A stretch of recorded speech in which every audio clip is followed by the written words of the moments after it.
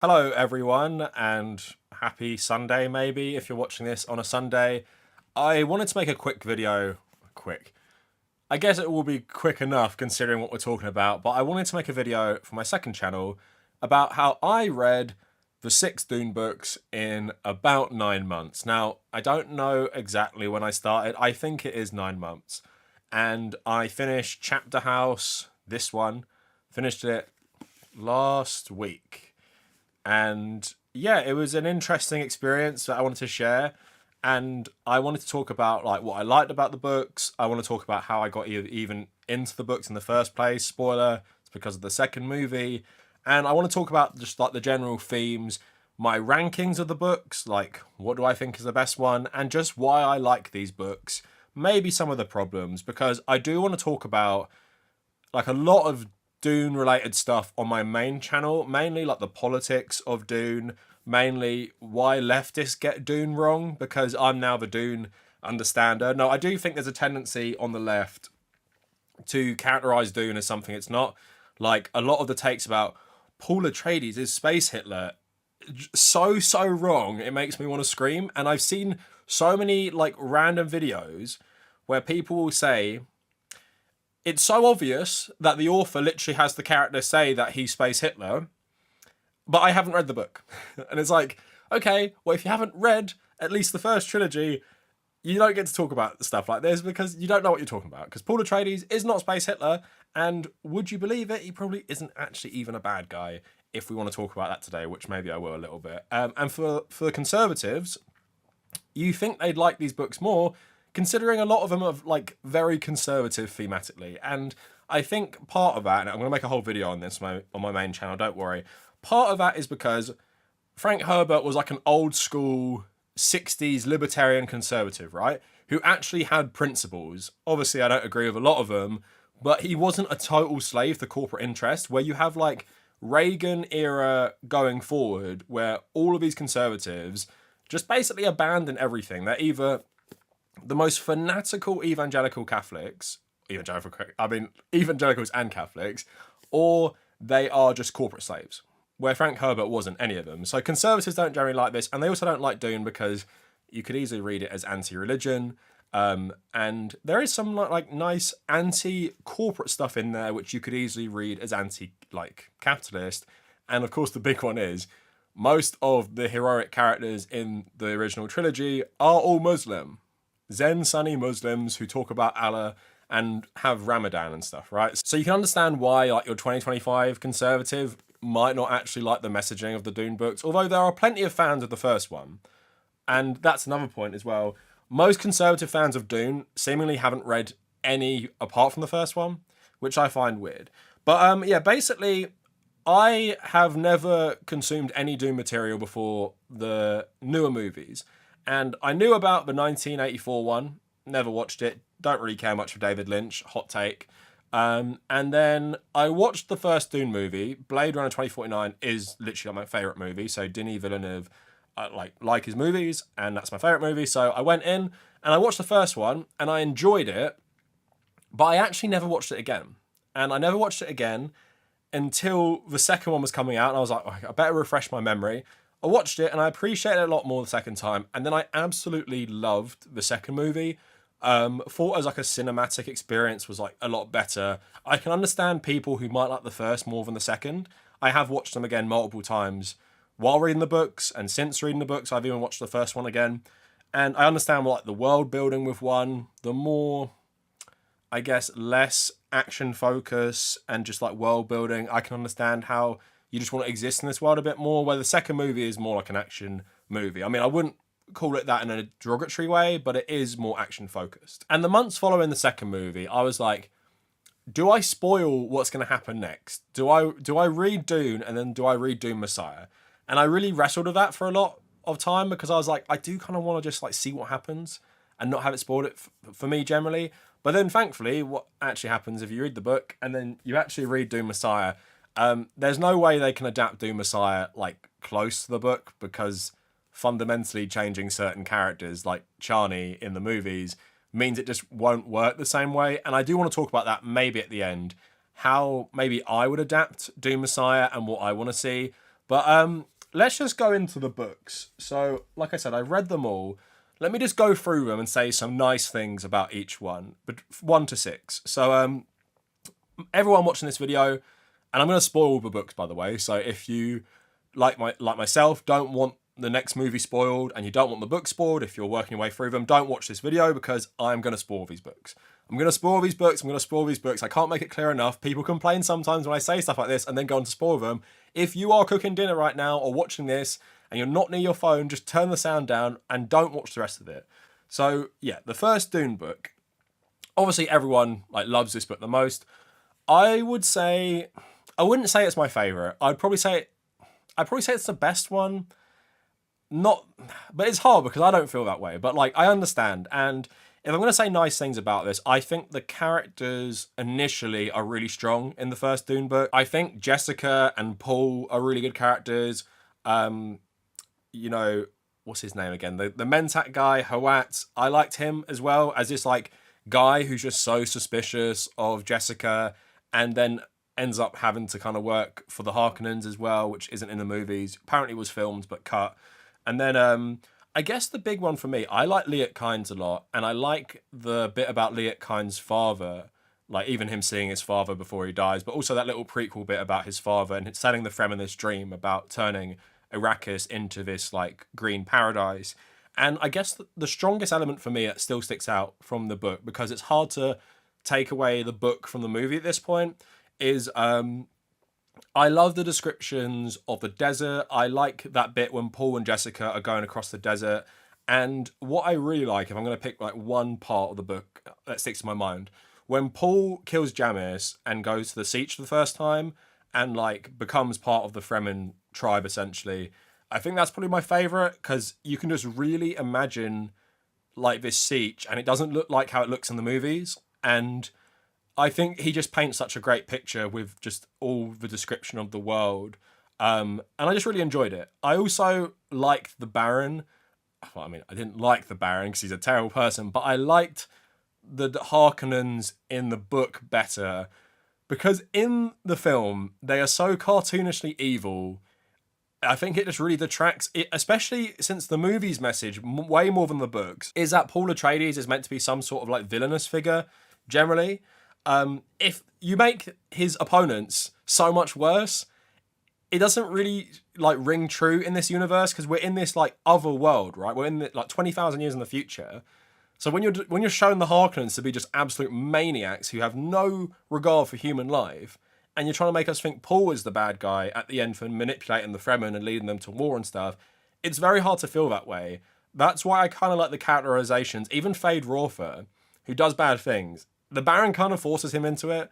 So it's I like maybe this bit more nuanced understanding. And the Baron is very calculating, because we get his inner monologue.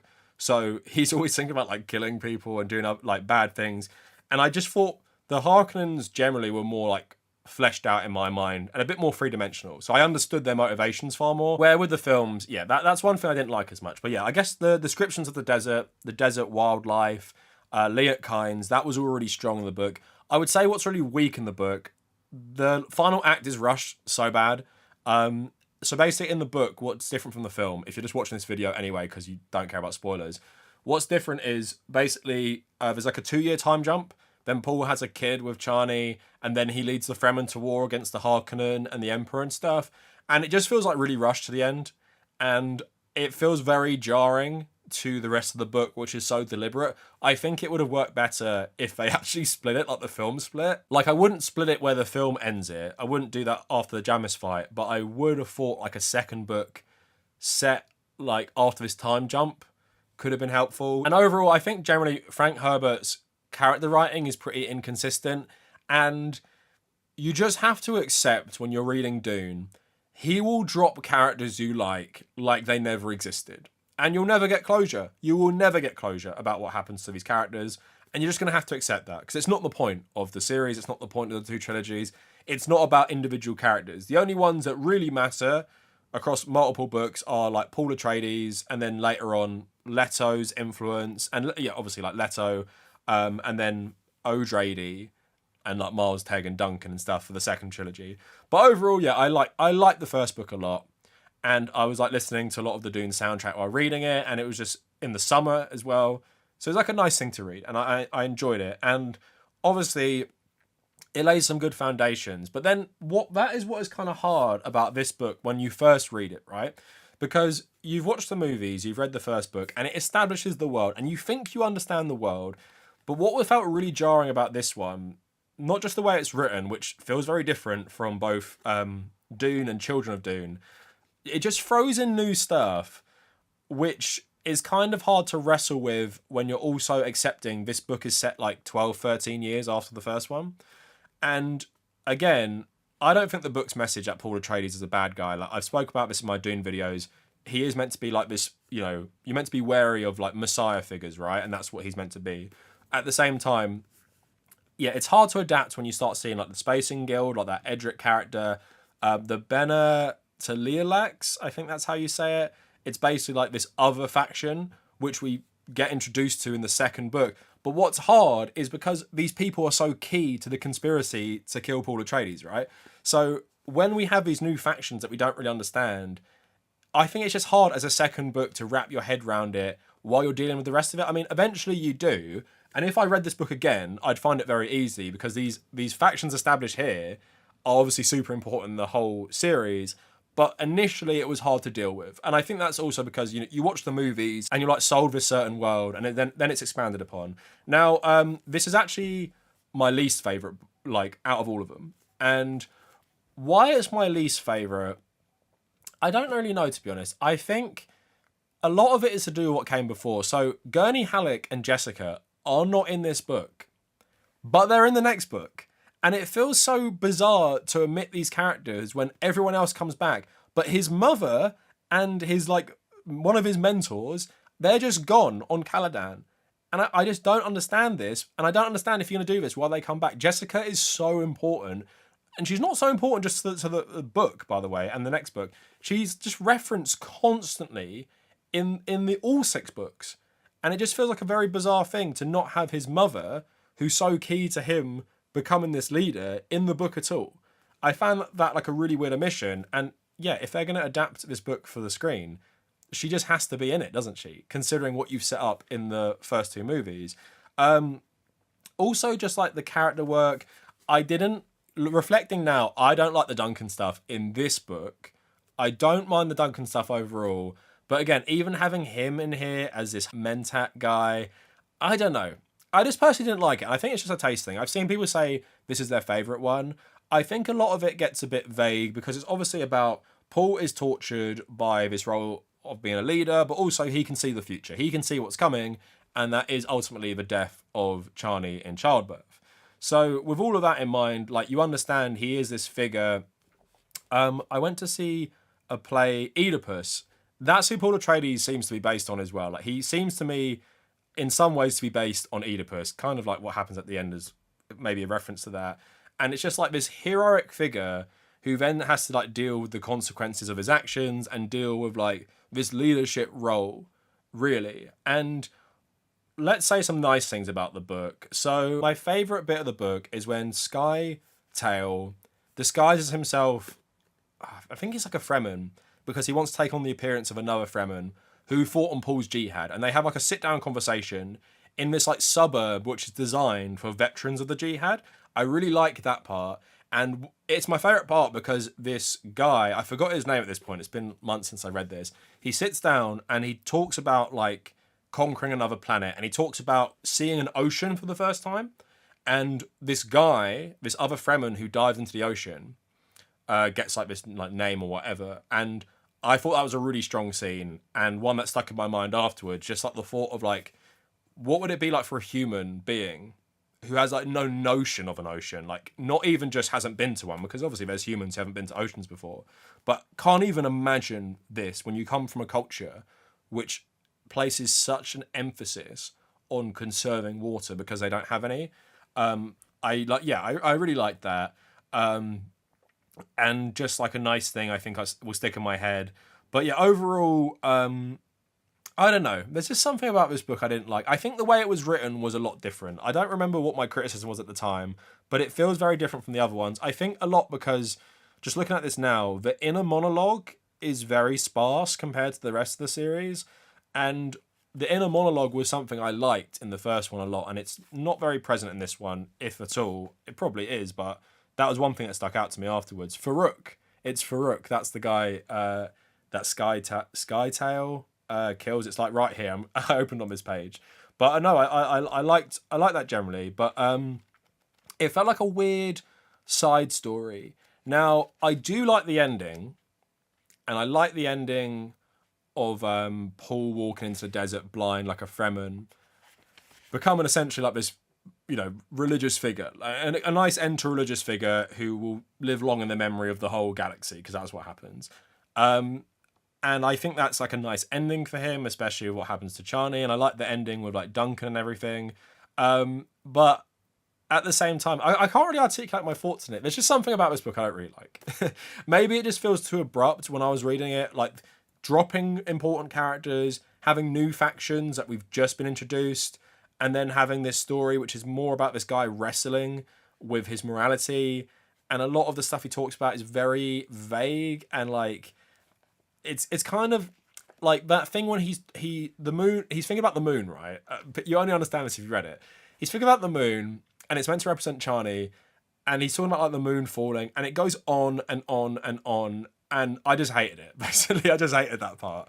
So let's talk about the Duncan stuff. Duncan is reintroduced, but he's basically designed to kill Paul, right? And it's the start of the Duncan Gola. This Duncan Gola, I think, might not even be like a clone. It just is his body brought back to life, I think. I don't mind him coming back because I thought he was a bit of a poor character in the first book. Wasn't really much to him apart from being a drunk who thought Jessica betrayed them. But I do like how it sets up him coming back more and more. And obviously, he gets in a relationship with Paul's sister. There is some weird stuff with that because she's like only 15 or 16 or something. But yeah, that's my least favourite. But the Duncan stuff we'll get back onto. But Children of Dune, I liked. And I liked more than Messiah. And it just felt weird because Children of Dune kind of felt like a sequel to Dune. Because it was written in the same way. And all the characters are back. All the characters are back with their inner monologues. Jessica and Gurney Halleck are back. Stilgar's back. And again, it more explores like this religion around the Atreides flourishing and how it's more becoming tyranny under like Alea, I think that's how you say it, being the new regent, waiting for Leto to become old enough to become the emperor. I really, really didn't like Leto in this book though, because he's a child, right? But obviously he's a child who, like Alia before him, has other memories like the Bene Gesserit Reverend Mothers. So he's not really a child, but he's very annoying because of this. And it's hard to take seriously sometimes the image of these characters as children, but having the minds essentially of like generations and generations of adults in their head. But yeah, I like this book generally. I didn't love the other memory stuff with the Baron coming back and being a pervert paedophile again in Alia's head. I didn't like that stuff, and her going mad. And what always is weird, like the way the others like hate her for being an abomination, which is what they constantly call her, just feels so weird to me, considering like Paul obviously was similar, Leto and Ganima are also similar, but they're all like, oh my god, she's such a tyrant, she's an abomination. Like they're all very similar, so they can understand it, but they act like she's the worst person ever because she couldn't handle the other memory like the twins could. I don't know. It feels like a weird one for me there. But with this book, I just like it as like this culmination of the other two. Has like high stakes. Has like, another assassination plot for the twins by House Carino with those weird dog things. And then obviously, is it called Farad, is being manipulated by Jessica to become part of the Atreides family. I enjoyed it and it was entertaining. I'd say it's one of the more entertaining ones because all the plot threads are converging. The death of Duncan at the hands of Stilgar, I found kind of stupid. And looking back, I don't really understand why he did it. Like, he obviously provoked Stilgar to killing him, but I don't really see the point in that. Obviously, he's like really disappointed in what Alia has become. But again, don't worry though, he's coming back for like all the other books. So Yeah, Duncan was another weird character in this, and I much prefer his other iterations later on. I had to talk about this as well, so this is a really rambly video. The Preacher stuff. We have to talk about the Preacher. So spoilers. Paul Atreides doesn't actually die in the second book, which I actually like better as an ending. He actually gets captured by like these rogue desert wanderers and tortured with like essentially been given loads of spice. He doesn't have his prescience anymore and he's blind, so he can't see the future, and he becomes basically a preacher against the religion that formed around Muad'Dib. That is interesting conceptually, and he's constantly in the book. And I guess you could call it like a nice bit of like a poetic ending. He's actually murdered by some of the like fanatics of his religion when he's speaking out against it. But the way it's depicted is bizarre because all of the main cast see this happen and they know it's him. Jessica is watching her son she hasn't seen in 9 years and she thinks he's dead be stabbed to death in front of her, and they have no reaction to it, and they basically never talk about it again. Like, how do you have this, the most important character, basically, the second most important character, come back and no one gives a shit? Like, basically no one reacts to it.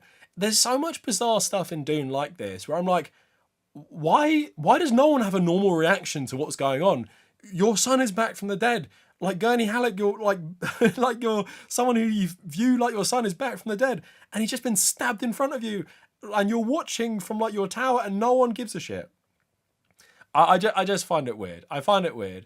Like I wouldn't say any fan, like in the movies, if they go this way, is going to be satisfied with this ending. So I think they're going to have to change it. And to end the first trilogy, I generally like these books, but I feel like Messiah and Children are two of the weaker ones.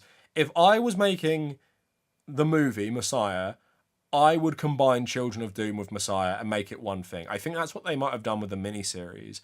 Basically, what I would do is, if we're going to do this as part 3, Paul and Chani do have the children already, and they're like 9, 10, 13 years old. And I would say maybe they live with Chani. They live with the Fremen, and there's a section of Fremen who reject Paul Atreides. They don't want anything to do with him because they set that up in the films, that Chani doesn't believe in this prophecy. So they're raised by him. Paul is off of Urlin, and I would say the conspiracy to kill Paul Atreides, I don't think Urlin should be involved. I think it should be replaced by Chani, and I think the Bene Gesserit should work with her, and like this conspiracy, she should work with them together to target Paul maybe or something like that.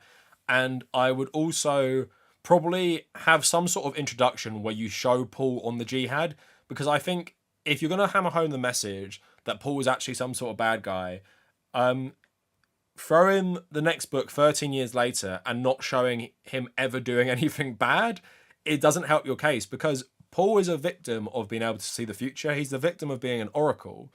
So if he's a victim of this and you never see him actually doing bad things, then that's just what you see him as, a victim of circumstance. And that's kind of what the book shows him as, right? I think you really have to hammer home the point. He's leading these people astray and he's using them, because otherwise what we actually are seeing in the books is he's a person who can see the future, and he made one choice which doomed him in this role. He killed Jamis. The only way he doesn't become Muad'Dib and this legend is if he lets Jamis kill him and Jessica, which is a very human choice not to make, because obviously you want to protect your mother and you don't want to die.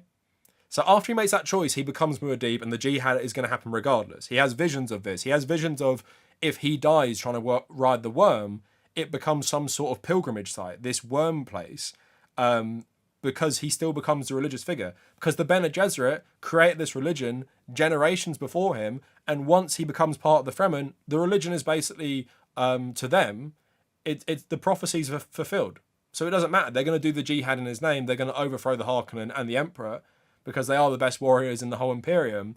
So I think with the movie, you really have to hammer home that he is, if you're going to do this and change it, consciously manipulating these people for his own ends.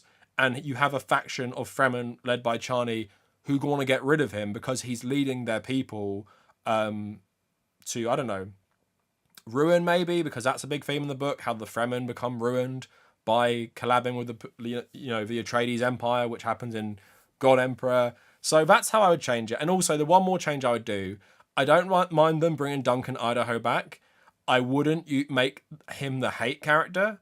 This clone who's designed to kill Paul. What I would do is I would take inspiration from God Emperor, where Duncan comes back, memories intact, and he's kind of like a litmus test for how much the Atreides Empire has become tyrannical.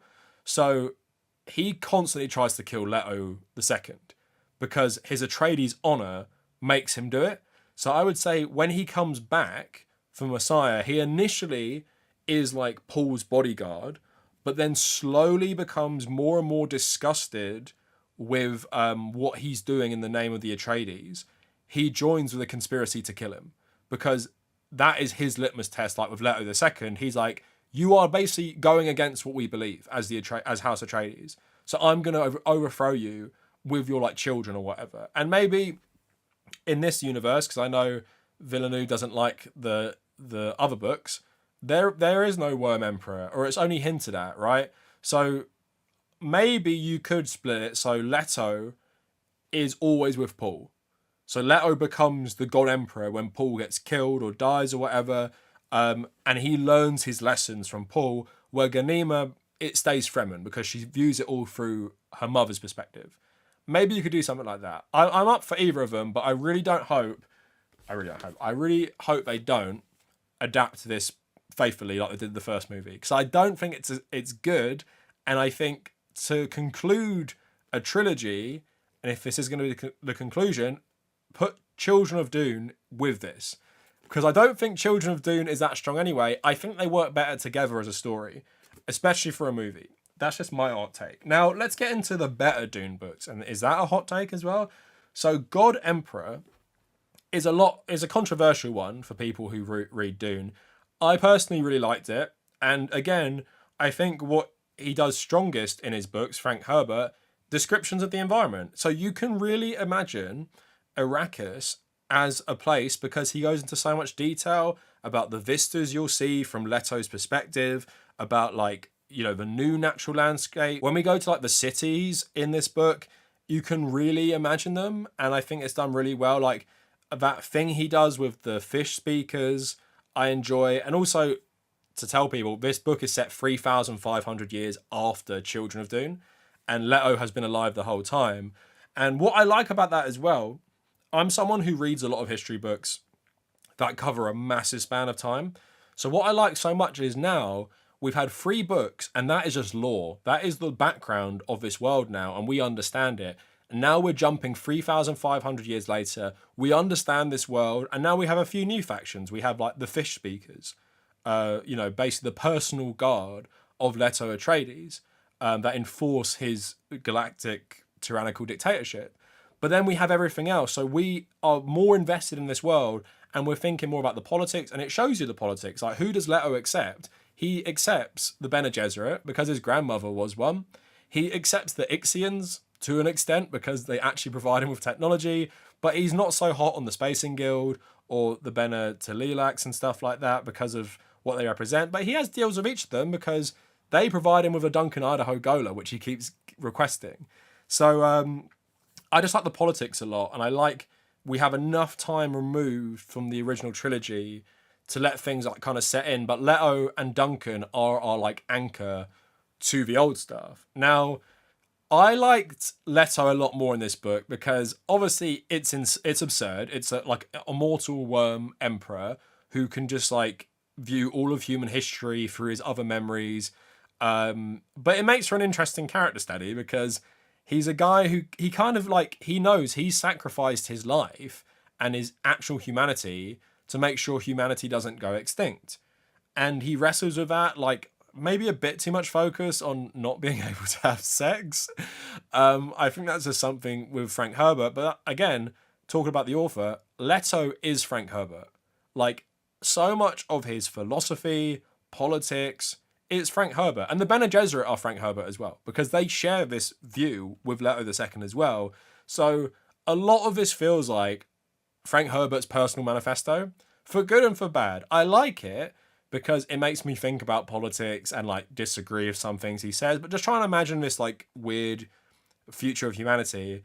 At the same time, it's obviously shitting a lot on communism, shitting a lot on leftism, and just making it seem like libertarianism is the only answer for humanity. But I find him an interesting character. I don't love his conversations with Moneo Atreides. So basically, yeah, like you guys know, he has these like from his sister's line of descendants. They all like work for him as like an assistant, and I just didn't like his character. Just a bit of like a weakling who has to go along with everything Leto says, or Leto will maybe kill him or something.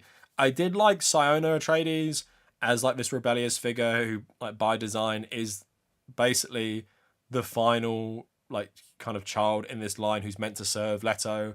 But let's talk about Duncan. I like the opening where a Duncan tries to kill Leto, and I like Duncan because he, as the reader, he's us, right? He is from the old Dune world. This is a Duncan. This isn't the Duncan who died in Children of Dune. He's the Duncan who died in the first Dune, right? And all of these Golas, the clones, they only remember up to that point. They don't remember the next lifetime until, the last book. So he comes into this world, loyal servant of the Atreides, but 3,500 years after he first died. And I like that, again, like I said, as this viewpoint into this world of like, he is the fish out of water here.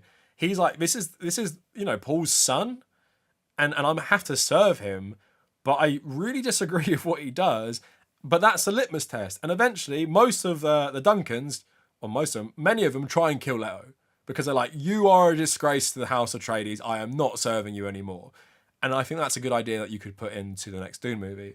But Duncan, like, he has some funny moments. Like when he strips off naked because the face dancer assassins all pose as him. So he tries to like distinguish himself and they try and kill Leto. Again, it's just funny because he feels like he is just there for breeding because the fish speakers keep trying to sleep with him.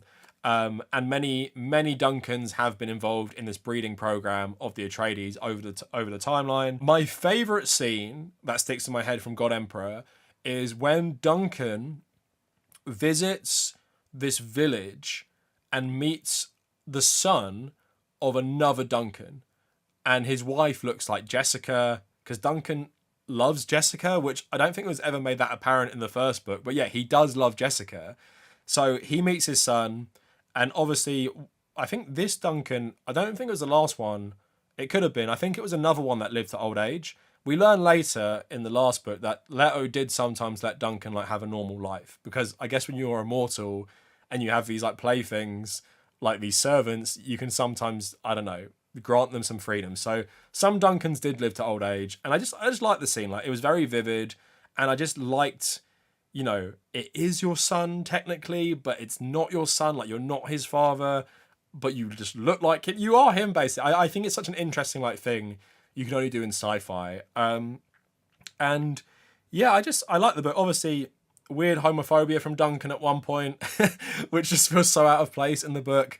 But I did like him as this character. And obviously, Siona is kind of taken under Leto's wing later on, taken to the desert, where she has to like kind of survive. And I liked when they eventually assassinated Leto. He knew it was coming, and with all his philosophy, that is kind of his goal. He wants them to kill him because that means he couldn't see his future. He couldn't see what Siona would do, and that means humanity is now free because there's now some of them who won't be able to be seen with people who have prescience, like guild navigators or Leto or some Bene Gesserit. And I like what that leaves off. Just like a new galaxy is free of Leto. It's free of House Atreides. And Duncan, like, is now leading the fish speakers. He has, like, I'm guessing, like a new wife in Siona Atreides as well. And the future just seems interesting. Now, I like that book. And if I had criticisms of it, maybe a bit long-winded, but I think it sets up the world well. And it's a very nice bridge. It's weird to have 6 books where you have this 4th one that serves as a bridge between old and new. That's why I find it really bizarre, but I liked it eventually. I couldn't believe the next book was set 1,500 years after God Emperor. Because again, we like Duncan. We like Siona.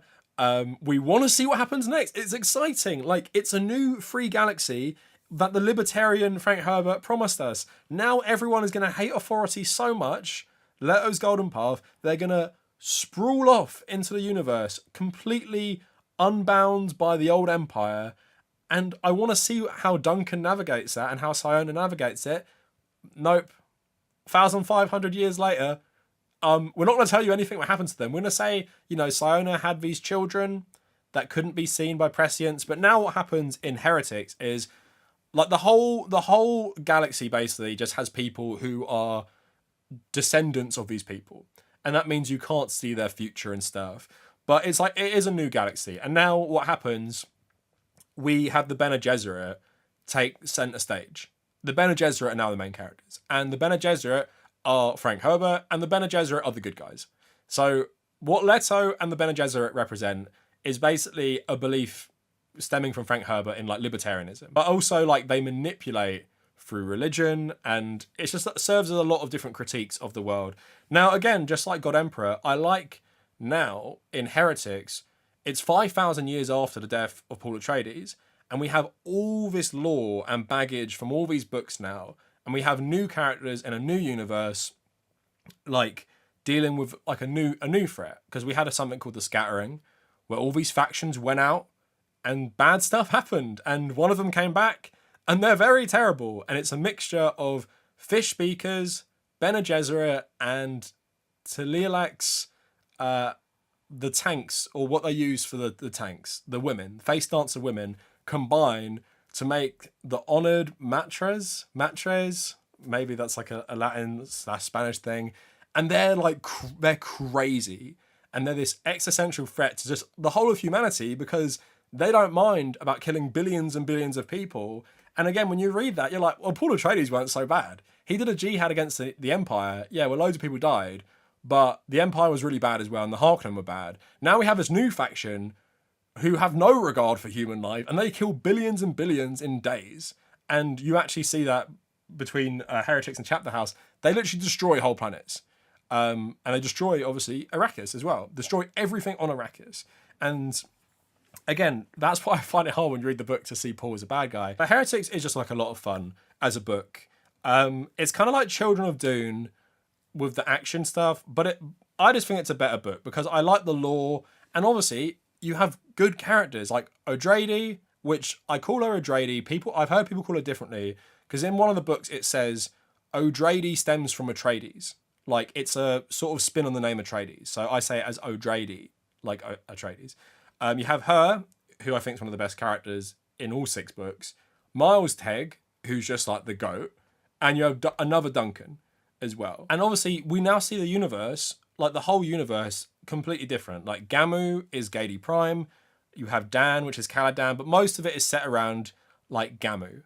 And I think it's just a cool setting because it's, House Harkonnen's old homeworld. And we see the remnants of that. And part of, like, Duncan recovering his memories is, relevant to the Harkonnen stuff. But the world just feels new and weird. And it feels like we have what we know clashing with the unknown from the scattering caused by Leto and his golden path.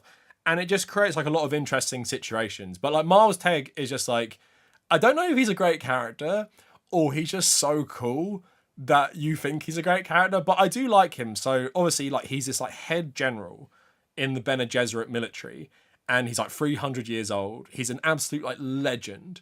Like, and he looks like Duke Leto the First as well. Like, he looks just like him. And they call him out of retirement. One last ride. You're going to help us because we need this Duncan Gola. We need him to reawaken. Now, I don't actually know what the plan was. I think it was for him and Shiana, obviously, who's related to Siona from Dune. I think it was for them to have children, but obviously the plan changes significantly. But I just like the build-up, and you're just wondering, like, what is going to happen? But then slowly you have, like, this terrible faction introduced that really threaten, like, everyone. Now, Duncan is kind of interesting in this because, again, when he's reawakened, he only remembers, obviously, what happened in the first Dune book. But also, he's old enough that he kind of understands the world he's in, and we kind of see that in his head blend together.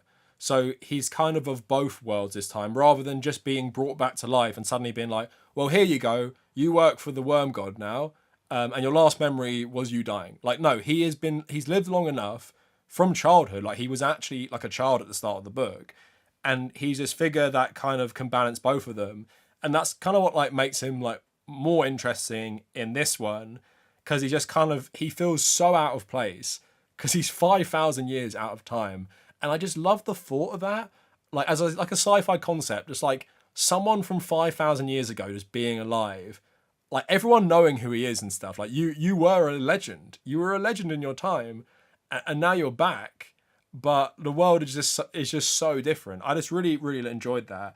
And Miles Tegg like going around the bars, getting support, and essentially becoming like this overpowered super being by the end because he was tortured by the Honored Marchers. I just liked him as a character, and obviously you have that dynamic with O'Drady because he is her father. It gets revealed, and yeah, I just liked it. Like, I liked getting a very deep insight into the Bene Gesserit, which makes them way more interesting. We get to learn how they work more. We get to see everything about them, and yeah, I think it is definitely one of my favorites. I think it benefits so much from being the fifth one and having all this stuff before it, which takes, I guess, the pressure off this book to be more about world building, where it can just focus more on the plot and the characters. And I think the character writing in this one and Chapterhouse is far better than the rest of the series. And I think it's because it can have that focus. And the focus is throughout both of them, moving on to Chapterhouse, is there's like a threat to humanity and a threat to the Bene Gesserit order. Oh, also, one more thing about Heretics. My favourite scene, to kind of follow on the trend, I liked it when O'Drady went into the Sietch where like Paul and Stilgar lived, and like found this like stash of spice and these messages from Leto, kind of like knowing someone would like one day find it. I just kind of like that, him talking to someone like across generations, because obviously he's been dead for so long, but he could see into the future. So I like that as well, and it was like a very vivid scene. Like whenever we are on Dune, Arrakis, it does a very good job of like really immersing us. And just finally, but yeah, Chapterhouse obviously is a big one. Like look at the size difference between Messiah and Chapterhouse. So again, it's hard for me because I'm wondering, do I like Chapterhouse the most, or does it just benefit from being the last one? And I think it's a bit of both. I do like this a lot. Something I like in any media, I like melancholy and doom, like hanging over a story. I love the fact that O'Drady is constantly like scared of when she'll be next. Like, when are the Honored Matches coming to finish the job? Because they're destroying everything. When will they eventually find Chapterhouse? I love that. I love that, like, not mysterious threat, but kind of like they don't know where we are, so the threat isn't immediate, but it's just there and it's coming. It's kind of like, I like The Four, which was in the seventh book, not written by Frank Herbert. The premise of something worse being out there, and that's what this touches on. The reason the Honored Matchers come back is there's something worse. There is something worse lurking outside the old empire, which they ran from. And if they're running this like horrible, brutal faction, what is there? What is that? And I love the mystery. I love the mystery of that. And again, I like people realizing their time is coming to an end, and they have to try and stop it. And that's the thing with O'Drady. Like, she kind of knows she's gonna die, and throughout the whole book, she kind of realizes like Mirabella is the answer, is the future basically, and she can't be there for the future because it just wouldn't work. It has to be her. And also, I thought Duncan and her relationship was really well done, and I like Duncan in this book a lot because obviously he's a Mentat in this, so he's like his Dune, the first Gola. But also what I like is at the end of Heretics, he obviously remembers every single lifetime he ever lived. And why that's so interesting, obviously, because he's 5,000 years old and he's been brought back to life probably like 1,000 times or something, or maybe like 500 times. And now he remembers everything. And again, I find that like just such an interesting concept. Like, what would it be like to just be brought back as a clone forever, and all that stuff you've seen, and you're the only one, you're the only human being in existence who can remember all this stuff, even more than like the Worm Emperor could remember, and you saw it all. And he talks about it, you know, about all his relationships he had. He talks about Jessica. He talks about like, and I just love that, you know, the concept. I think a lot of my love for Dune is the concepts of it. I love the concept of someone trying to reconcile the fact that they are this old and they have seen this much, and everyone they've ever cared for throughout their many lifetimes is long dead. Like Siona has been dead for 1,500 years. Paul's been dead for 5,000 years. Gurney Halleck's been dead for 5,000 years. Everyone has been dead for thousands of years, and you're still here. And that's why I like the ending so much, which is kind of ruined by the fake sequels. He chooses, like, to live for himself. For some reason, I read the start of the 7th book. They act like Duncan was disgusted at what the Bene Gesserit became. It's pretty clear, I think, if you read this book, he just doesn't want to be a prisoner anymore. He wants to live for himself. He's constantly been a servant for whatever faction has grown him as a clone. And now he's taken the initiative, like, we're going to be in the scattering as well. We're going to go for the scattering. We're going to leave this galaxy far behind. I want to actually live my life for me. I'm 5,000 years old, and I've constantly been used since the day I was born as a servant for someone else. And I like that character ending, and he even leaves behind, obviously, the main love of his 5,000-year existence, Mer Bella, because he knows she has to stay behind and deal with the Bene Gesserit becoming like a combination of the Honored Matres as well to face the threat, which is some weird face dancer evolution that we read about in the last chapter. So I just like all of this so much, and there's so much like tension and mystery about what's going to happen. Like when O'Drady goes to Junction to speak to the Honored Matres, like the Spider Queen, I just loved reading that because I'm just like, what the hell is going to happen? Like, I don't know what's going to happen. Like, how can they come out on top? And even when they had obviously that surprise attack, it ends with them failing. And it's like, oh my God, what's going to happen next? And so it's just an exciting read. And there's just so much mystery and there's so much stakes in this book. Because we're thinking about like the very survival of humanity led by the Bene Gesserit's like mission and stuff. So I thought it was really well done. And what I actually think Heretics and Chapterhouse really benefit from is it's so focused on less characters. So O'Drady is the main character in both of them, but she's really the main character in this. Like how Paul is in the first Dune. And Duncan is one as well, obviously, but he is still to the side. And I feel like when Frank Herbert really focuses on a character, it just makes him a lot better. And that's why it always hurts when he drops the good ones. Like Jessica just getting dropped for Dune Messiah. I don't understand that. And it's such to the series' detriment, like then having so many characters in Children of Dune that you have to deal with all of these characters. And it just feels like he couldn't really like finish a lot of their stories properly. And again, I don't mind so much when you're getting rid of them full stop, like Duncan and Siona after God Emperor and Leto. I don't mind that because you're moving on. But when you're actually staying in that timeline and you're just dropping them, I don't understand it. And I felt like he was going to do that with Shiana in Chapterhouse. He does a little bit. It does feel worth it, though, in terms of that build-up of, like, we want to see this character again. So, yeah, I like the stakes a lot. I like the ending. And I really like the ending when you realised Duncan and Mer Bella are meant to be Frank Herbert and his wife. Because he writes a little bit about his wife dying at the end. And it's just, like, a very poignant ending. And what I don't understand is people say this book ends on a cliffhanger. I don't think it ends on a cliffhanger. People are saying, like, you know, we wanted the sequel so bad that his son had to write the sequel. And I'm like, who wants a sequel to this? I don't understand. Like, we understand there is this, like, threat from, like, this face dancer evolution, right? But I don't think it needs to be expanded upon. Like, I'm not clamoring to know what happens. I like how it ended. I can make up in my head. The ending is the Bene Gesserit evolve and becomes, like, a safer galaxy or whatever. Duncan goes out and does his own thing. Whatever he ends up doing, it's, you know, what he actually does in the sequels is become the Kwisatz Haderach. Is actually him. He's the main one, which is fine. Apart from those books are so fucking stupid. Like, I haven't read them, but the outline of the story, why this cloning shit, like, got out of control. The Miles Tegg cloning is obviously insane. Like, I don't know how he thought that was okay to write. But at the same time, I understand that because Miles Tegg is like unique as like this insane general. In these sequel books that come afterwards, they're just cloning fucking anyone. Cloning Dr. Yue? Like what? Cloning the Baron? Like what is special about these people to clone them? Anyway, I'm not reading those books, so don't worry. So yeah, overall, Chapterhouse I really liked. To address that scene with Miles Tegg, it doesn't work on multiple levels. Obviously, it's gross, but beyond that, it doesn't feel like anyone has a problem with it, which feels really bizarre. It doesn't feel like anyone has many moral objections. The moral objection from Duncan is that it might be painful for his brain.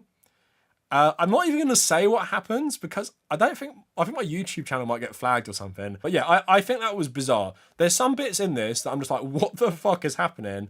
But that's the thing. When you're reading something like Dune, especially as like a socialist, this series is against your political ideology. So when you're coming from it from that point of view, I'm not looking to Frank Herbert for morality, right? I'm not looking at him for my political views or whatever. I'm just reading these as a work of art, a work of fiction. If there's stuff I don't agree with, I don't tend to give a shit. But then it can get weird with like the Miles Tegg stuff, which I'd love to hear him explain if anyone's ever heard him explain that. And some of the homophobia just feels a bit out of place. Like it's personally him coming through being like, yeah, I am a homophobic piece of shit. So I don't think he was a nice guy, to be honest, and I don't agree with him politically. But I really like these books, and as a collective, I really like them especially. I think Messiah and Children of Dune are the worst. I think God, Emperor and Dune, for me, are like the same level. I probably prefer God, Emperor, and I think the last two are the best. And overall, why I like these books so much, scale, themes, like very deep themes, talking about like religion, politics, political systems. It doesn't matter if I agree with it. And the same way, if you were religious reading this, it's basically telling you religion is a lie and a scam and used just to manipulate people for political ends. But it doesn't matter. I'm happy to have myself challenged by concepts that I don't agree with and getting me to think about it in this fantasy universe and just making me think larger about just the scope of the future. Like, it breaks my brain thinking about how much time in the future this is. But that's why I like it so much. And lots of the reasons I said I liked it. And also, like, a final point is, these books feel very medieval when I read them. I read a lot of medieval history. And Villeneuve's interpretation of these books is very interesting to me because I don't see a lot of what he sees. For me, it's medieval sci-fi. And when I'm reading a lot of this stuff, I'm just like, it doesn't feel like Star Wars. It doesn't feel like any like cyberpunky science fiction or whatever. It feels like humans regressing to the medieval feudal era. And I guess it is that in some instances. But then obviously you have some things, Islamic Revolution. Islam, of course, is a massive influence on the first trilogy, not so much on the second one. And I just liked it. Like, there's problems there, of course. There's problems with a lot of this book. And I'm going to talk about this in my video. This book isn't against white saviors, which some people have been saying, which is bizarre because Frank Herbert isn't particularly racially sensitive. This book has problems with representation of different religions and groups and everything like that. But again, it's so grand in scope.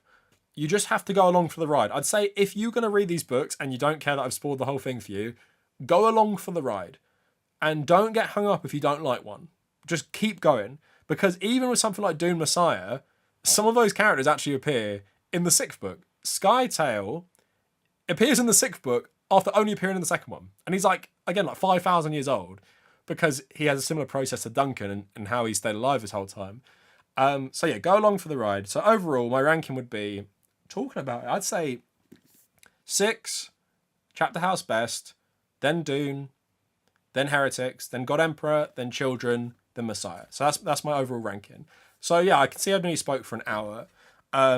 This has been like a really rambly, casual video, but I hope you've enjoyed it. If you have any thoughts about this, let me know. Let me know your ranking in the comments. I'd be curious to see. All like 20 of you probably watch this video the whole way through. And yeah, I'm hyped for the future of Dune. Oh yeah, I like the show a lot. It's taken source material I think's crap and making it good. I think the show has actually taken a lot of influence, again, from Heretics and Chapterhouse. Because how can you not? This is all about the Bene Gesserit. So when we see something, even though it's based on the Brian Herbert books and based on the storyline he made, it's so much influence from this. And I'm hoping the game will be okay. I'm hoping there is another game that might come out. And also, I'm manifesting this into the universe.